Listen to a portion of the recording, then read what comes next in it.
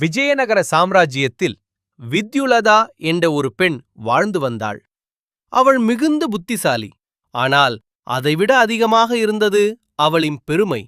தன் அறிவை உலகிற்கு நிரூபிக்க வேண்டும் என்ற ஆசையில் ஒருநாள் வீட்டின் முன் ஒரு பலகை வைத்தாள். என்னை அறிவில் வெல்ல முடிந்தால் 1000 தங்க நாணயங்கள் பரிசு. பல அறிஞர்கள் வந்தார்கள், விவாதித்தார்கள். ஆனால் யாராலும் அவளை வெல்ல முடியவில்லை. ஒருநாள் ஒரு சாதாரண விறகு விற்பவன் அவள் வீட்டுக்கு வந்தான். அவன் உரக்க கத்த ஆரம்பித்தான். அவனது சத்தத்தால் எரிச்சலடைந்த வித்யுலதா, "விறகை விற்க வந்தாயா? விலை என்ன?" என்று கேட்டாள். அவன் அமைதியாக சொன்னான், "1 கை நிறைய தானியம்." அவள் சிரித்தாள். "அவ்வளவுதானா?" என்று சம்மதித்தாள். ஆனால் விறகை வைத்த பிறகு அவன் மீண்டும் சொன்னான், "1 கை நிறைய, என் கை நிறைய தானியம் வேண்டும்." அப்போதுதான் குழப்பம் தொடங்கியது. அது எவ்வளவு? எப்படி அளவிடுவது? வாக்குவாதம் பெரிதானது.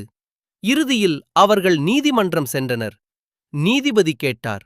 விற்பவன் விளக்கினான், "நான் கேட்டது என் கை நிறைய தானியம். அதை அளந்து கொடுக்க முடியாவிட்டால் அவள் சவாலில் தோற்றவள்." வித்யுலதாவால் சரியான அளவை நிரூபிக்க முடியவில்லை. நீதிபதி தீர்ப்பளித்தார். அவள் பலகையை அகற்ற வேண்டும். 1000 தங்க நாணயங்கள் கொடுக்க வேண்டும். அவள் அதிர்ச்சி அடைந்தாள். "ஒரு சாதாரண விறகு விற்பவன் என்னை வென்றானா?" அவள் கேட்டாள். "நீ யார்?" அந்த மனிதன் மெதுவாக தனது வேடத்தை கழற்றினான். அவர் வேறு யாருமில்லை, தெனாலிராமன். பெருமைக்கு எதிராக புத்திசாலித்தனம் வென்ற நாள் அது.